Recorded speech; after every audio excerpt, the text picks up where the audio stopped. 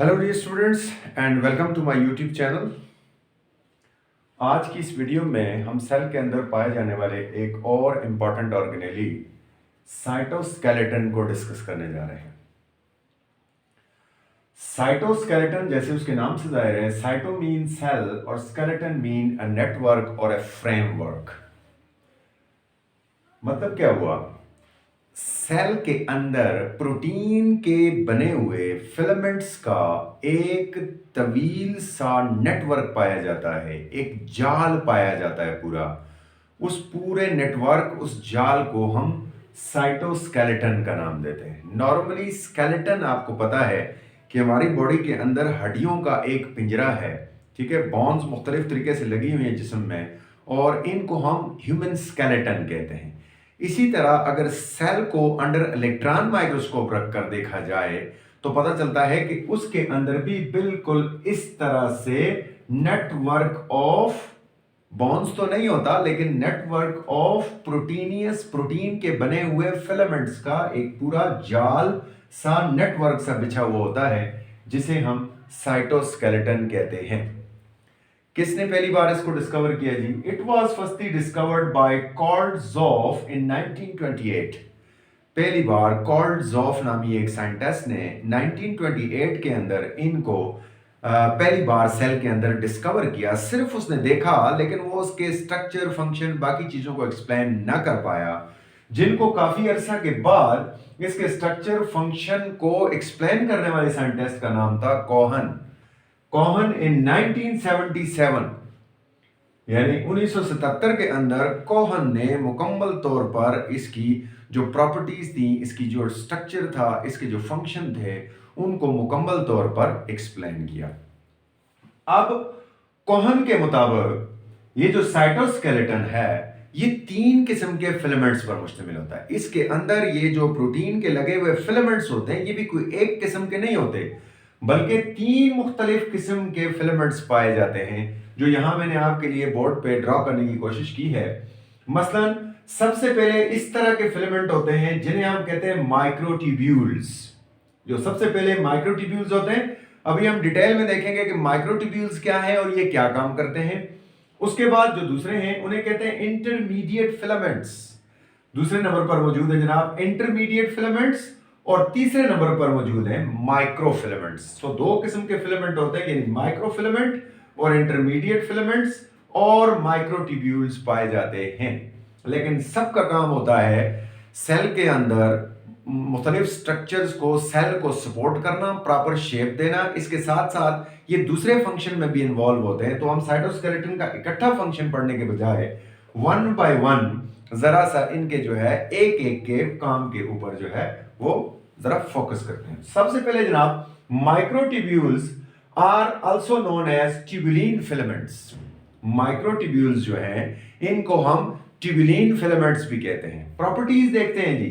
They are long, thick, unbranched, hollow and cylindrical tubules. जरा गौर करें जी, दीज आर माइक्रोट्यूब्यूल्स। लंबे होते हैं, अंदर से देखें होलो हैं, खाली हैं, ठीक है, लॉन्ग होते हैं, सिलेंडर नमा है, सिलेंड्रिकल जो है वो ट्यूब लाइक, अनब्रांच होते हैं, इसके ऊपर ब्रांच नहीं है, अनब्रांच स्ट्रक्चर्स होते हैं।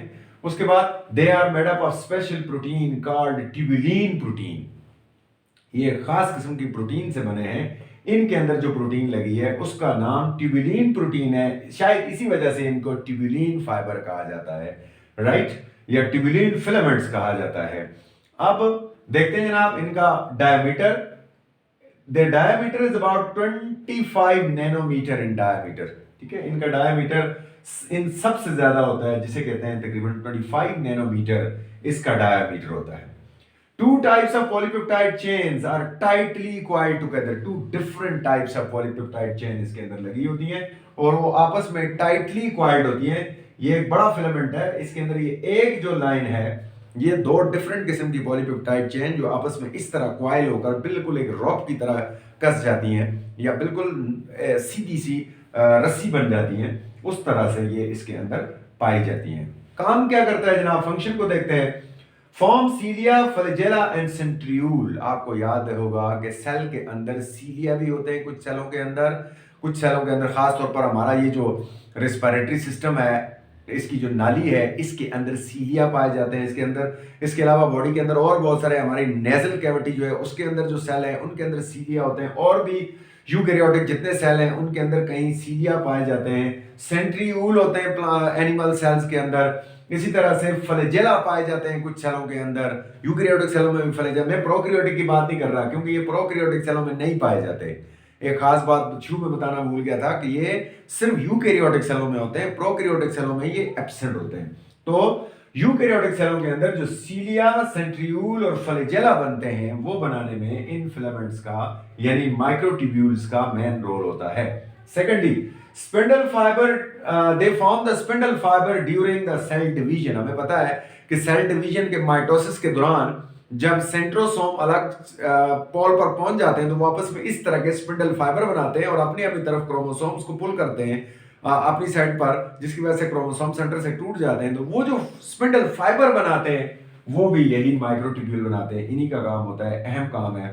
तीसरे नंबर पर they also maintain the shape of the cell. जैसे मैंने कह दिया कि पूरा साइटोस्केलेटन ये सब का ही फंक्शन है जो कि सेल की शेप को मेंटेन करते हैं, उसे खास शक्ल में रखते हैं।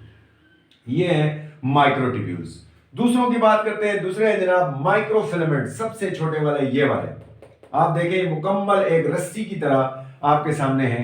Microfilaments are made up of actin protein. इनको एक्टिन फिलामेंट्स भी कहा जाता है, याद रखिएगा। और एक्टिन फिलामेंट्स हमारे मसल में पाया जाता है क्योंकि मसल कॉन्ट्रैक्शन का ताल्लुक जो है वो एक्टिन और मायोसिन का जब ब्रिज बनता है, इंशाल्लाह आप सेकंड ईयर क्लास में जाकर पढ़ेंगे, जब एक्टिन और मायोसिन का आपस में ब्रिज बनता है तो वो एक दूसरे को इस तरह पुश करके, एक दूसरे को खींच कर पुल करके वो मसल को कॉन्ट्रैक्ट करते हैं और फिर जब छोड़ते हैं तो वो रिलैक्स हो जाता है। इस तरह से इनकी प्रॉपर्टीज देखते हैं जी। दे आर लॉन्ग थिन, वो थोड़े से थिक थे, ये थिन है। एंड अनब्रांच फाइबर्स, ये भी अनब्रांच होते हैं, इनके साथ भी ब्रांचें नहीं होती हैं, right. Made up of actin protein, पहले ही बता चुका हूं। और ये पतले होते हैं तो 7 to 10 नैनोमीटर इनका डायमीटर होता है, ये उसके मुकाबले में बहुत हैं पतले हैं। ये 25 नैनोमीटर है, ये 7 to 10 बहुत ही पतले हैं। They combine together and make a rope like structure. यहां आप देख सकते हैं जब ये आपस में इस तरह से कॉइल होते हैं, जुड़ते हैं, तो ये भी एक रोप लाइक स्ट्रक्चर बनाते हैं। And they are made up of only one type of 2 polypeptide chains. एक टाइप की 2 पॉलीपेप्टाइड चेन इस तरह आपस में रस्से की तरह, हम कहते हैं, कती हुई होती हैं यूं। तो ये 2 पॉलीपेप्टाइड चेन, लेकिन याद रखिएगा कि दोनों पॉलीपेप्टाइड चेन एक ही टाइप की होती हैं, 2 अलग अलग टाइप की नहीं होती। इसके अंदर अलग टाइप की पॉलीपेप्टाइड चेन पाई जाती है। इसके फंक्शन को देखते हैं जी। They helps in cyclosis and amoeboid movement. Cyclosis क्या है जी? सेल का साइटोप्लाज्म मुसलसल मूवमेंट करता रहता है। सेल के अंदर जब साइटोप्लाज्म में आपको पढ़ा रहा था तो उस लेक्चर में मैंने आपको बताया था कि साइटोप्लाज्म एक खास स्ट्रीमिंग मूवमेंट करता है, सेल के अंदर घूमता रहता है, उसे साइक्लोसिस कहते हैं। और आज इस लेक्चर में हमें पता चला कि वो साइक्लोसिस में भी ये जो माइक्रोफिलामेंट्स हैं ये मेन रोल प्ले करते हैं। इसके अलावा अमीबा जो चलता है किसी भी वाटर के अंदर या मॉइस्चर प्लेस के ऊपर, तो अमीबा को चलाने के लिए, अमीबाइड मूवमेंट के लिए भी ये माइक्रोफिलामेंट्स काम करते हैं। They also helps in contraction and relaxation of muscle. मैं पहले ही बता चुका हूं कि एक्टिन और मायोसिन जब एक दूसरे को पुल करते हैं तो मसल कॉन्ट्रैक्ट होते हैं और जब छोड़ते हैं तो मसल रिलैक्स होते हैं। इस तरह ये जो है माइक्रोफिलामेंट्स की खास बात ये है कि मसल कॉन्ट्रैक्शन और रिलैक्सेशन दोनों में हेल्प करते हैं। They also helps in endocytosis and exocytosis। Cell के अंदर कोई वेसिकल का इंटर होना, सेल से किसी वेसिकल का बाहर जाना, आने जाने को भी ये कंट्रोल करते हैं जनाब। तीसरे नंबर पर है जी इंटरमीडिएट फिलामेंट्स। याद रखिएगा ये कैरोटीन फिलामेंट्स भी कहलाते हैं क्योंकि ये कैरोटीन प्रोटीन से बने हैं। और कैरोटीन प्रोटीन हमारे हेयर के अंदर मौजूद है, हमारी स्किन के अंदर मौजूद है, हमारे नेल्स के ऊपर मौजूद है। सो ये नेल, स्किन और हेयर जो है हमारे, ये सारे के सारे कैरोटीन प्रोटीन से बने हैं। They are also long, thin and highly branched filaments. दूसरों से बिल्कुल मुख्तलिफ इसलिए हैं, ये बीच में जो ब्रांच वाले आपको नजर आ रहे हैं, these branch filaments are the intermediate filaments composed of keratin proteins and their diameter is 8 to 11 nanometre. याद रखिएगा इंटरमीडिएट इसीलिए कहते हैं क्योंकि ये माइक्रोट्यूब्यूल से छोटे होते हैं और माइक्रोफिलामेंट से बड़े होते हैं, दरमियान के साइज के। इसी वजह से इन्हें इंटरमीडिएट फिलामेंट कहा जाता है। और इनका साइज मैंने आपको बता दिया कि 8 to 11 नैनोमीटर होता है in diameter. They are composed of one type of many polypeptide chains.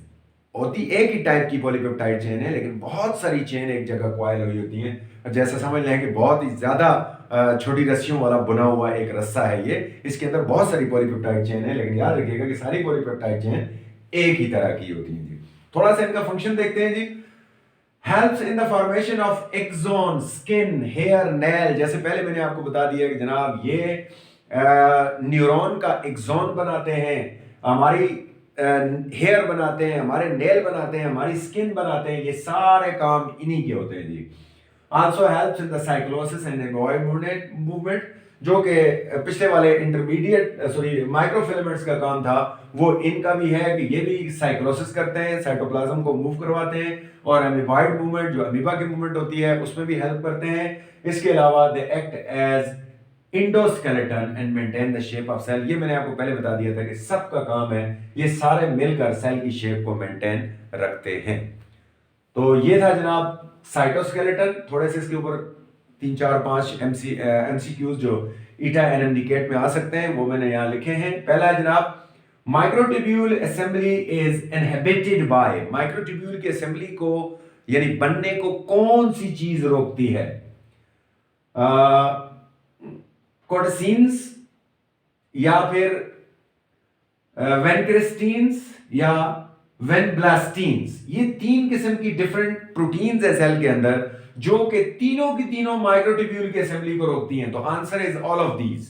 ये सारी की सारी जो प्रोटीन्स हैं, ये एक्टिन प्रोटीन्स की जो माइक्रोट्यूब्यूल्स की जो असेंबली होती है, आपस में जुड़ना होता है, बनना होता है, उसको रोक रही होती हैं, राइट। उसके बाद है microfilaments are made up of. Microfilaments किससे बने हुए होते हैं? मैंने आपको बता दिया, दीज आर माइक्रोफिलामेंट्स, और ये बने होते हैं एक्टिन प्रोटीन से।